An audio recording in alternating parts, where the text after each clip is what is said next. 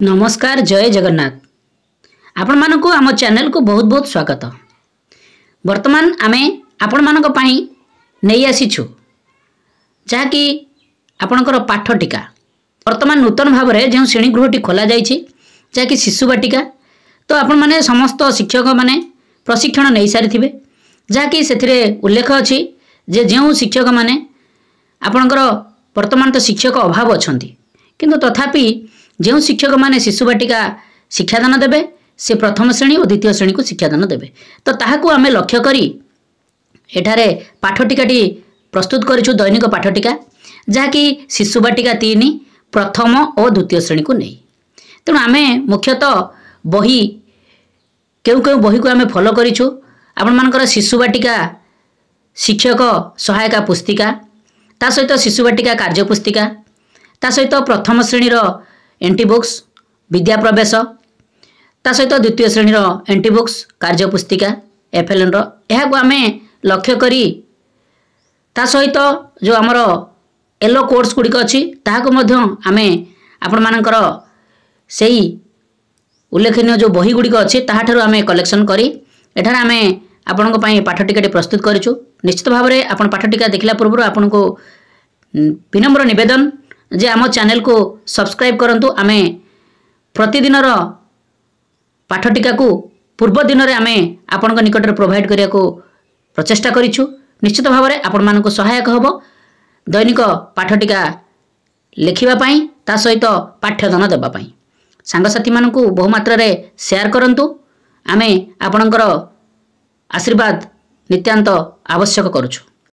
देखंतु आमे आपण मानक पई नै आछु 18/7/2025 जहाँकि शुक्रवार शिशु बाटिका 3 प्रथम और द्वितीय श्रेणी निमंते दैनिक पाठटिका। तो देखंतु प्रथमे आपण माने एभली श्रेणी पीरियड समय विषय प्रसंग विकास दिग दक्षता एलो कोर्स प्रत्याशित फलाफल शिक्षण सामग्री शिक्षण कार्य और मंतव्य एभली आपण कलम गुड़िक कराई नियंतु। या परे आपणकर समय अवधि आरंभ हो 10 टारू 10:15 जहाँकि प्रार्थना कार्यक्रम। या परे आपणकर श्रेणी आरंभ हो प्रथम श्रेणी द्वितीय श्रेणी और शिशु बाटिका 3 समान कार्यक्रम रहिबो जहाँकि पीरियड होची प्रथम। समय अवधि आरंभ हो 10:15 रु 11टा। विषय प्रसंग रहिबो सर्कल समय गोल बैठक मुक्त वार्तालाप विकास दिग रहिबो सामाजिक आवेगिक और नैतिक विकास दक्षता रहिबो परिष्कार परिच्छन्नता को जांच करबा सहित सहपाठी सह मुक्त वार्तालाप करिवे। येलो कोर्स होची CG4 C4.2 प्रत्याशित फलाफल रहिबो छात्र छात्री मानकर परिष्कार परिच्छन्नता जांच करने सहित पिला माने विभिन्न घटनावलीर चित्र देखि निज सहपाठी सह आलोचना करिवे।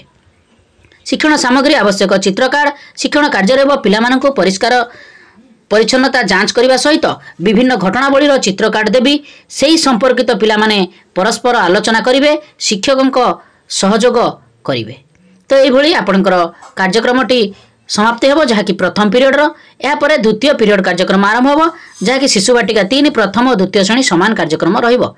समय अवधि आरंभ होबो 11 टारू 11:45 विषय प्रसंग रहिबो मुक्त खेल विकास दिग रहिबो शारीरिक विकास दक्षता रहिबो निज इच्छा अनुसार खेल खेलिबे।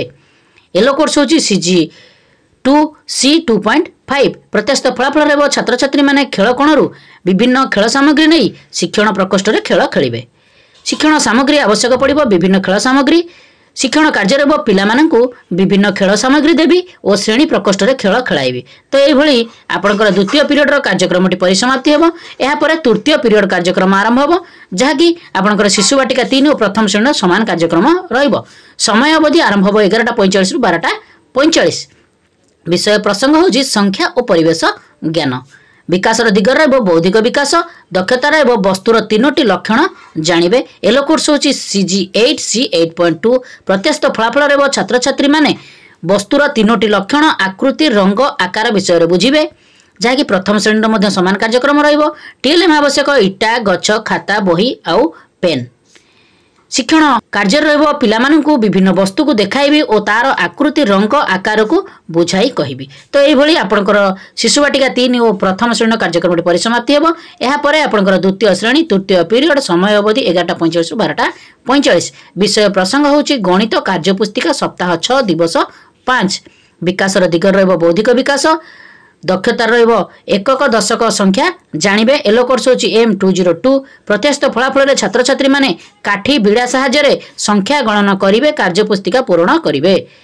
टीएलएम आवश्यक काठी आउ बिड़ा जोटा कि काठीर बिड़ा।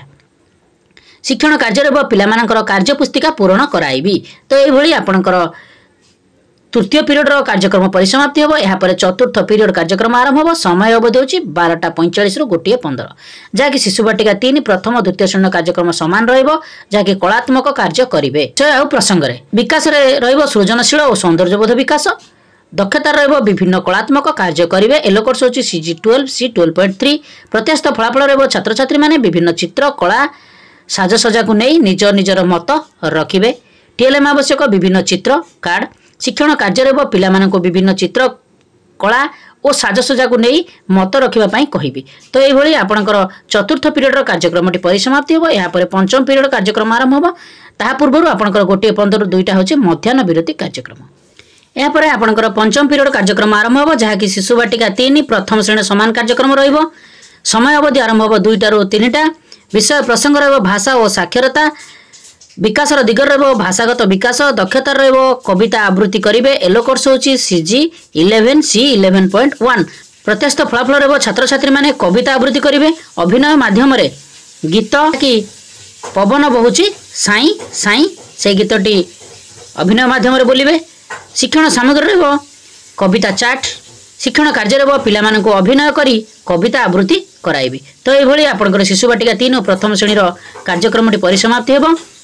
यापर आपणकर पंचम पीरियड द्वितीय श्रेणी समय अवधि 2टा रु 3टा। विषय प्रसंग होची भाषा कार्य पुस्तिका सप्ताह 3 दिवस 5। विकास दिग रहिबो भाषागत विकास।